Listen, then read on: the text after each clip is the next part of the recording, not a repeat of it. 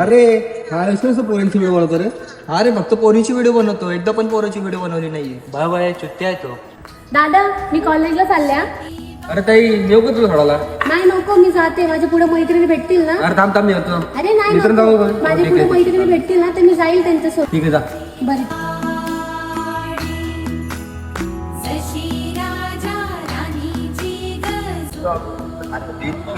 ती पोरगी किती कडक दिसते भावा. कोण ती बघ दे.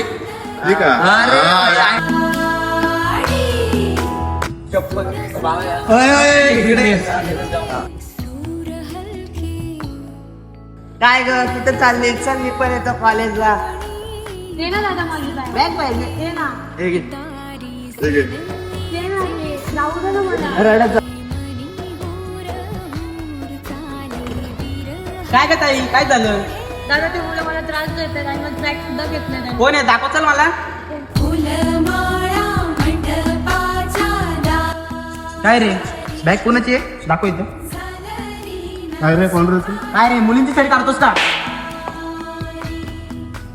काय रे मुलींची छडी काढता का तुम्ही? हा आपल्या महाराजांची हीच शिकवण आहे का? अरे थोडं महाराजांच्या विचारावर चाला, मुलींची इज्जत करा. अरे नाही भावा, चुकी झाली. सॉरी भावा. ह्याच्या पुढे असं काय होणार नाही. अरे दादा तुमच्या अशा वागणुकीमुळेच आहे ना आम्हा मुलींना 10 वेळा विचार करून घराच्या बाहेर पडावं लागतं. आज ताई सॉरी ताई, ह्याच्या पुढे असं कधी काय होणार नाही. सॉरी ताई. चल का ताई तुला घरी सोडतो मी.